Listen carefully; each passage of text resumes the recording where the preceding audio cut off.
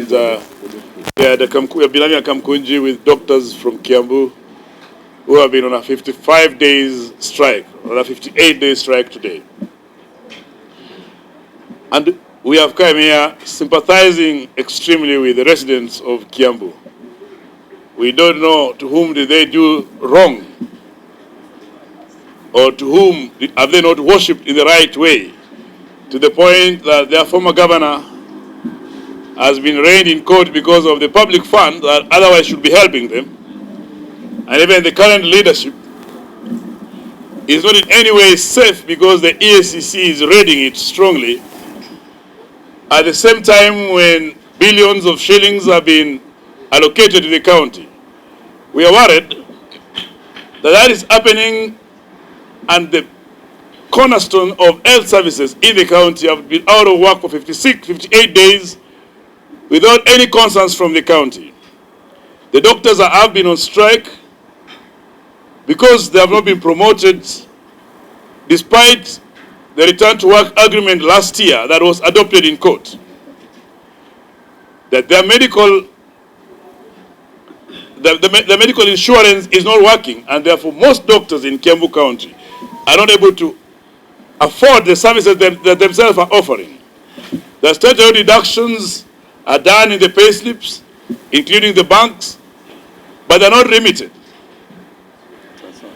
That these doctors, when they raise the voice of the issues of injustice, the injustice of lack of drugs, of lack of equipment, that they need to be supported over the services, they get arbitrarily transferred to different hospitals. There are delayed salaries to the point that the doctors keep on selling the little properties that they have.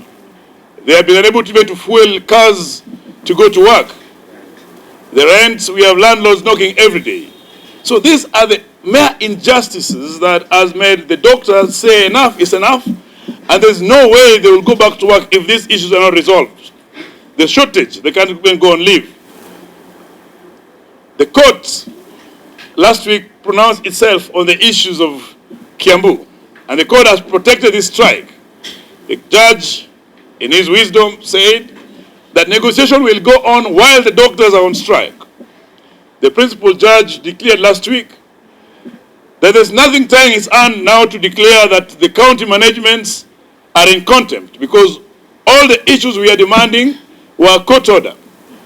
And therefore we are, as much as we are negotiating, as much as we are on strike, the individuals who are responsible for it are actually being subjected to criminal offense because they have not complied to court orders.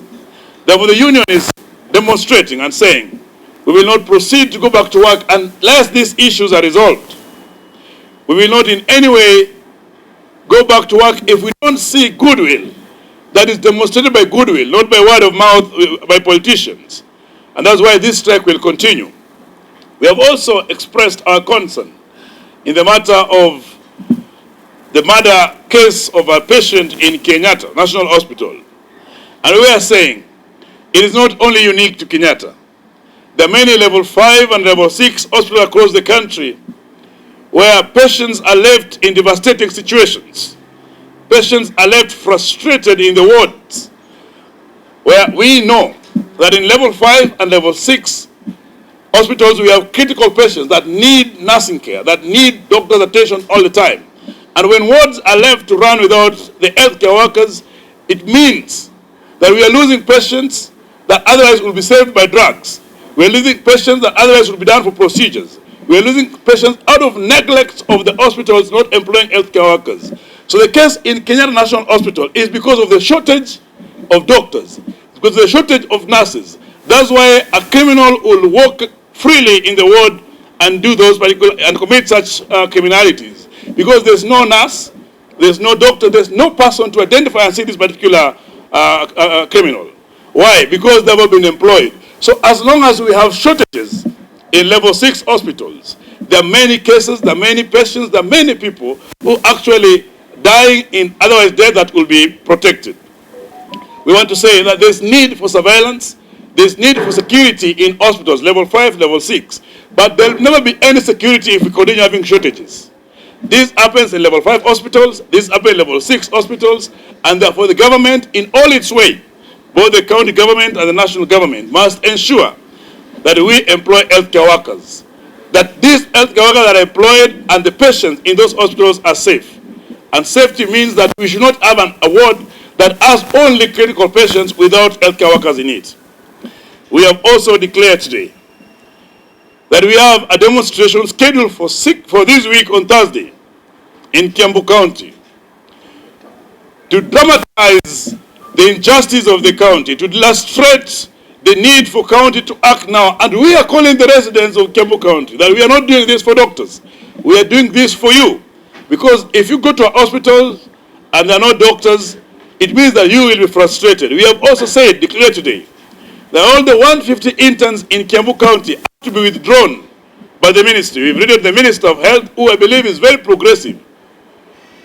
These interns need to be taken to other places where they can train and can be doctors, where they can actually be equipped with the skills that are needed, rather than being played with in the county that does not need doctors. We have also indicated that we're going to have a special National Advisory Council to discuss the intricacies of the issues of Kiambu. And we are saying, a time has come where we will not see Kiambu as Kiambu alone. Because as a union, we are one union. As a country, we are one country with one treasury, with one exchequer. And therefore, when one employer becomes belligerent, all the doctors in this country will turn down to deal with Kiambu County. And we are saying today that if this issue is not resolved, we are ready to escalate it to national action. Thank you.